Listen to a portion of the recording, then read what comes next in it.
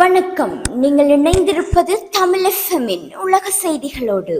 செய்திகளுக்காக நான் அபினா ஜெயகாந்தன். விரிவான செய்திகளுக்கு முன்பதாக முதலில் இன்றைய நாளிற்கான தலைப்பு செய்திகள். இஸ்ரேல் ஈரான் போரால் பாதுகாப்பு சபையிலும் வெடிக்கும் போர். 2000 ஏவுகணைகளை களமிறக்கிய ஈரான். ஈரான் இஸ்ரேல் மோதலுக்கு நடுவே நெஸ்டர் ராம்ஸின் திகிலூட்டும் கணிப்பு. ஈரான் இஸ்ரேல் மோதலில் பின்வாங்கிய அமெரிக்கா. 2 லட்சம் இந்தியர்களின் கணக்குகளை நீக்கம் செய்துள்ள எக்ஸ் தளம். ஈரான் ஜனாதிபதி இலங்கைக்கு விஜயம். மீண்டும் சாதனை படைத்த சன்ரைசர்ஸ் ஹைதராபாத். ஆஸ்திரேலியாவின் சிட்னி நகரில் கத்திக்குத்து. தொடர்வன விரிவான செய்திகள். இஸ்ரேல் ஈரான் போரால் பாதுகாப்பு சபையிலும் வெடிக்கும் போர். ஐக்கிய நாடுகள் பாதுகாப்பு சபையில் இதுவரை காலமும் வரலாற்றில் இல்லாத அளவிற்கு உலக நாடுகள் அனைத்தும் மோதி இருக்கின்றார்கள் என்பது துயரமான செய்தி என்று முக்கிய ஊடகவியலாளர்கள் தெரிவிக்கின்றார்கள்.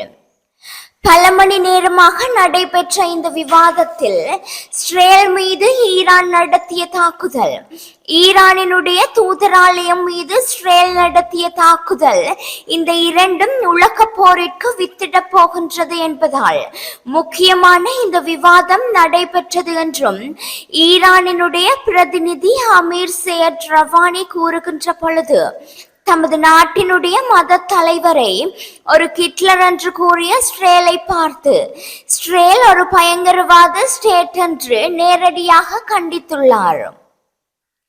இது ஏட்டிக்கு போட்டியான மோதலாக மாறியது என்றும், மேலும் ஈரான் நடத்தியது தற்பாதுகாப்பு போர் மட்டும் தான் என்றும், ஐக்கிய நாடுகள் சபையின் சட்ட சரத்து ஒரு நாடு தற்காப்பிற்காக போர் புரியலாம் என்றும் ஈரானிய பிரதிநிதி கூறியுள்ளார். 2000 ஏவுகணைகளை களமிறக்கிய ஈரான். இஸ்ரேல் மீதான ஈரானின் போரிற்காக இஸ்ரேலில் உள்ள ஏவுகணைகளை கணக்கிட்ட ஈரான், இஸ்ரேலிய ஆக்கிரமிப்பின் அமெரிக்க ஆக்கிரமிப்பின் வான் பாதுகாப்புகளை உடைப்பதற்கான சமன்பாடுகளையும் கண்டுபிடித்துள்ளது. இஸ்ரேலிய ஆக்கிரமிப்பிற்காக அமெரிக்காவும் பிரான்சும் ஒன்றிணைந்து 300க்கும் அதிகமான ரோன்களையும் ஏவுகணைகளையும் சமாளிக்க முடியாத நிலையை ஆராய்ந்த ஈரான் அடுத்த கட்டமாக 2000க்கும் மேற்பட்ட ஏவுகணைகளையும் பலஸ்தீன் ஏவுகணை தாக்குதல்களையும் மேற்கொள்வோம் என ஈரானிய தலைமைகள் தெரிவித்துள்ளது. ஈரான் இஸ்ரேல் மோதலுக்கு நடுவே நெஸ்டர் ராம்ஸின் திகிலூட்டும் கணிப்பு.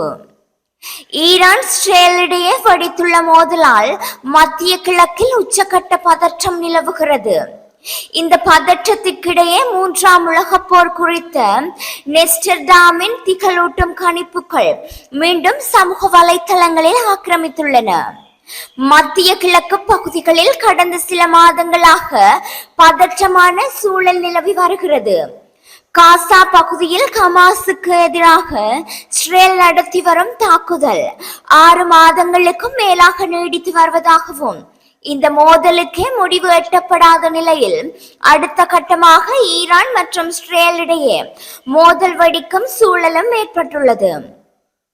சிரியாவின் டமாஸ்கஸில் உள்ள ஈரான் தூதரகத்தில் கடந்த வாரம் நடந்த ஏவுகணை தாக்குதலில் ஈரானை சேர்ந்த மூத்த தளபதி ஒருவர் உட்பட சிலர் கொல்லப்பட்டதாகவும், இஸ்ரேல் தான் இந்த தாக்குதலை நடத்தியுள்ளது என்றும் கூறிய ஈரான் இதற்கு தக்க பதிலடி கொடுக்கப்படும் என்றும் கூறியது. ஈரான் எப்போது வேண்டுமானாலும் தாக்குதல் நடத்தலாம் என்று இஸ்ரேலை அமெரிக்கா எச்சரித்திருந்தது. இந்த நிலையில் அடுக்கடுக்கான ஏவுகணைகளை வீசி இஸ்ரேல் மீது ஈரான் தாக்குதல் நடத்தியது. கிட்டத்தட்ட 300 ஏவுகணைகள் வீசப்பட்டதில் இவை அனைத்தும் இஸ்ரேல் அமெரிக்க ஆயுதங்களுடன் வீழ்த்தியதாக அமெரிக்க ஜனாதிபதி ஜோ பைடனே கூறியிருந்தார். மேலும் ஈரானுக்கும் கடும் எச்சரிக்கை விடுத்திருந்தார்.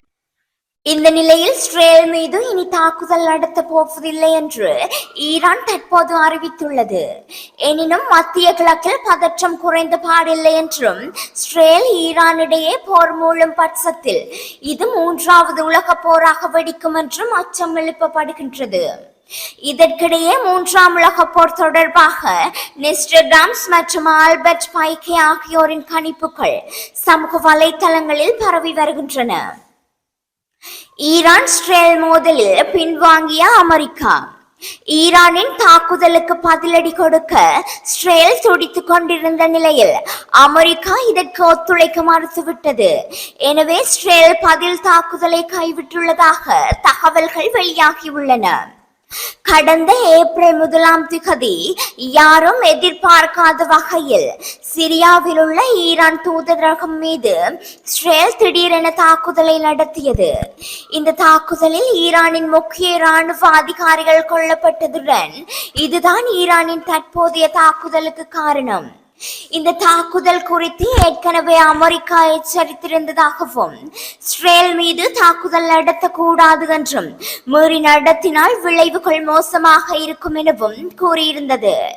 இருப்பினும் இதனை மீறி ஈரான் தாக்குதலை தொடுத்திருக்கின்றது. சுமார் 200க்கும் அதிகமான ஏவுகணைகளும் ட்ரோனும் தாக்குதலில் ஈடுபடுத்தப்பட்டிருக்கின்றன. இதில் 99% இஸ்ரேல் அழித்துவிட்டது.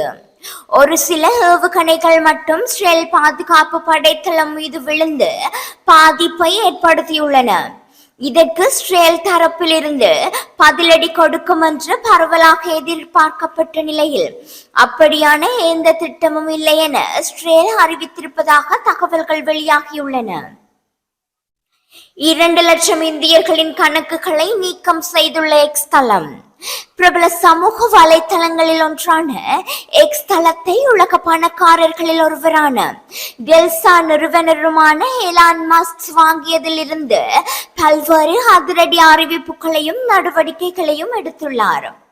எனினும் இத்தளத்தை கோடிக்கணக்கானோர் பயன்படுத்தி வருவதாகவும் இந்தியாவில் மட்டும் 2.6 கோடி பேருக்கு மேல் பயன்படுத்துவதாகவும் கடந்த பிப்ரவரி 26 முதல் மார்ச் 25 வரையிலான ஒரு மாதத்தில் மட்டும் 2,13,000 இந்தியர்களின் கணக்குகளை நீக்கம் செய்துள்ளதாக எக்ஸ் தளத்தின் மாதாந்த அறிக்கையில் தெரிவிக்கப்பட்டிருந்தது. சட்டவிரோத செய்திகள் பரப்புதல், குழந்தை பாலியல் காணொளிகளை பதிவு செய்தல் உள்ளிட்ட காரணங்கள் அடிப்படையில் அதிக அளவிலான கணக்குகள் நீக்கப்பட்டுள்ளதாக தெரிவிக்கப்பட்டுள்ளது. மேலும் 1235 இந்தியர்கள் பயங்கரவாதத்தை ஊக்குவிக்கும் குற்றச்சாட்டில் நீக்கம் செய்யப்பட்டு மத்திய அரசிடம் புகாரும் அளிக்கப்பட்டுள்ளதாகவும் தெரிவிக்கப்படுகின்றது. ஈரான் ஜனாதிபதி இலங்கைக்கு வருகம். உமாஓயா பல்நோக்கு அபிவிருத்தி திட்டம் எதிர்வரும் ஏப்ரல் மாதம் 24 உத்தியோகபூர்வமாக மக்களிடம் கையளிக்கப்படவுள்ளது. மேலும் இந்த திட்டத்தை திறந்து வைப்பதற்காக ஈரான் ஜனாதிபதி இப்ராஹிம் ரைசி அடுத்த வாரம் இலங்கைக்கு விஜயம் செய்யவுள்ளார் என நீர்ப்பாசன மற்றும் நீர்வளங்கள் ராஜாங்க அமைச்சர் சசீந்திர ராஜபக்ஷ தெரிவித்துள்ளார்.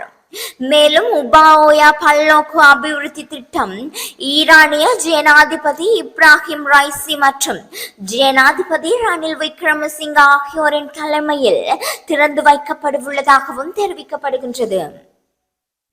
மீண்டும் சாதனை படைத்த சன்ரைசர்ஸ் ஹைதராபாத். இந்தியாவின் பிரீமியர் லீக் கிரிக்கெட் தொடரின் 30வது போட்டியில் ராயல் சேலஞ்சர்ஸ் பெங்களூரு மற்றும் சன்ரைசர்ஸ் ஹைதராபாத் அணிகள் மோதிய நிலையில் முதலில் துடுப்படுத்தாடிய சன்ரைசர்ஸ் ஹைதராபாத் அணி நிர்ணயிக்கப்பட்ட 20 ஓவர்கள் நிறைவில் 3 விக்கெட்டுகளை இழந்து 287 ஓட்டங்களை பெற்றுக்கொண்டது. IPL போட்டிகளில் அணி பெற்றுக்கொண்ட அதிக ஓட்டங்களாக இது பதிவாகியுள்ளமை குறிப்பிடத்தக்கது. இவ்வணி சார்பில் அதிகப்படியாக திஹாவில் 102 ஓட்டங்களை பெற்றுக் கொடுத்திருந்தார். இந்தியன் பிரீமியர் லீக் கிரிக்கெட் தொடரின் 8வது போட்டியின் மும்பை அணிக்கு எதிராக சன்ரைசர்ஸ் ஹைதராபாத் அணி 277 ஓட்டங்களை பெற்றிருந்தது. ராயல் சேலஞ்சர்ஸ் பெங்களூரு அணி 288 ஓட்டங்கள் என்று வெற்றி இலக்கத்தை நோக்கி துடுப்பெடுக்க தயாராகியுள்ளமையும் குறிப்பிடத்தக்கது. ஆஸ்திரேலியாவின் சிட்னி நகரில் கத்திக்குத்து. ஆஸ்திரேலியாவின் சிட்னி நகரில் உள்ள தேவாலயத்தில் கத்திக்குத்து சம்பவம் நடந்திருப்பது பெரும் அதிர்ச்சியை ஏற்படுத்தியுள்ளது. இந்த சம்பவத்தில் பேராயர் ஒருவரும் மற்றும் ஒருவரும் காயமடைந்துள்ளதாக சர்வதேச ஊடகங்கள் தகவல் தெரிவிக்கின்றன. தேவாலயத்தில் நடைபெற்ற ஆராதனையின் போது கருப்பு உடையில் அந்த நபர் ஒருவர் திடீரென கத்தியால் தாக்கியுள்ளதாகவும் தேவாலயத்தின் ஆராதனை சமூக வலைத்தளங்களில் நேரடியாக பதிவு செய்யப்பட்டிருக்கமை குறிப்பிடத்தக்கது. உலக செய்திகளோடு தமிழ் எஃப்எம்மிற்கான இன்றைய செய்திகள் நிறைவடைகின்றன. வணக்கம்.